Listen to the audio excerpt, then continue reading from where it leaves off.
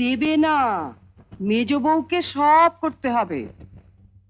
আমি উনুনের পাশে বসে চা করব, রান্না করব? পাগল নাকি? কি ব্যাপার বলো তো, এত বেলা হয়ে গেল এখনো চাই দিয়ে গেল না। মেজে বউ হয়তো ঘুমোচ্ছেন, যাও ডেকে তোলো।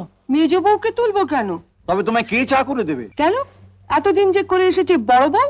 সে কি, তুমি তো কালই বললে যে তোমার বড় ছেলে বড় বউয়ের সঙ্গে কোনো সম্পর্ক নেই, তারা তোমায় চা করে দেবে কেন?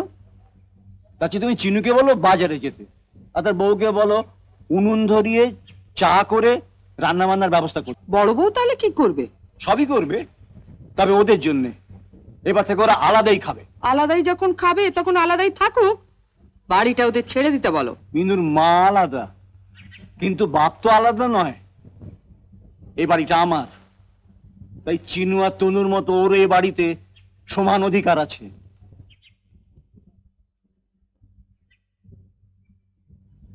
বাবা, আপনার চা।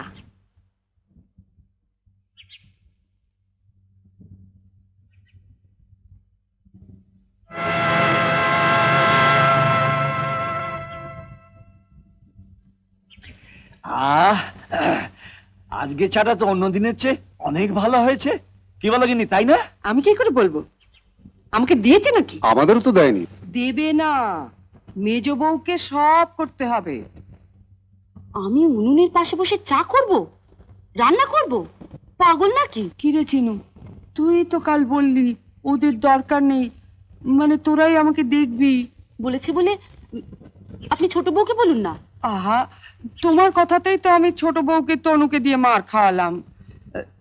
ছোট বউ তো এখন ওদেরই দলে। আমি বাবা ওসব পারবো না। শোনো, তোমার সঙ্গে বেরিয়ে আমরা বাইরে কোথাও হোটেলে খেয়ে দেবো। আমি কি খাবো? তা আমি কি জানি? আপনারটা আপনি রান্না করে নিন।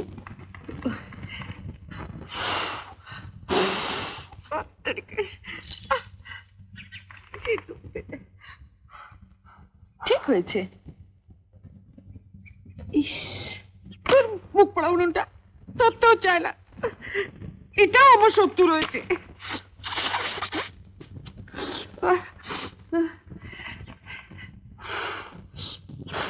ইস, উনুনটা আমি ধরিয়ে দিয়ে আসি।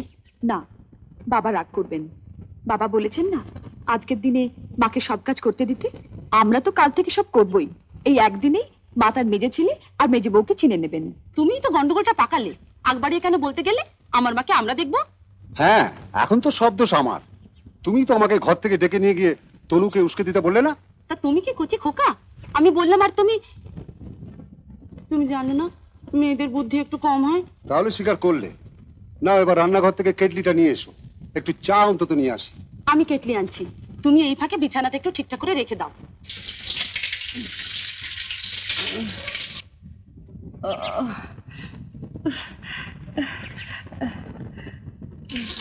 কি করব?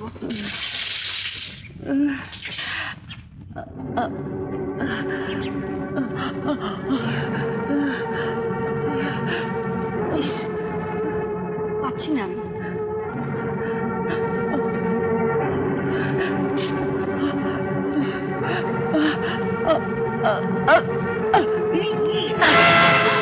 মা, মা, মা, মা, ও মা, মা গো, মা।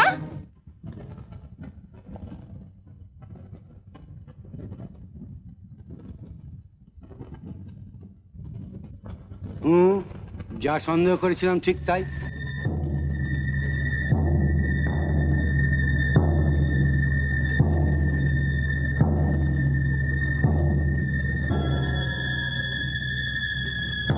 ইমিডিয়েট বুকে একটা পেসমেকার বসাতে হবে।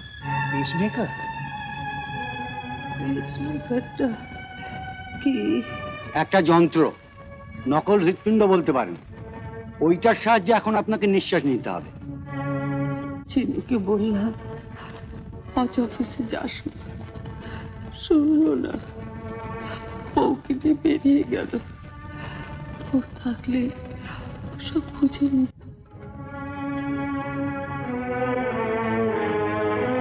কি করতে হবে আপনি আমাকে বলুন। কেসটা খুবই সিরিয়াস, নেগলেক্ট করবেন না। আজকালের মধ্যেই কোনো ভালো হসপিটাল বা নার্সিং হোমে ভর্তি করে দিন।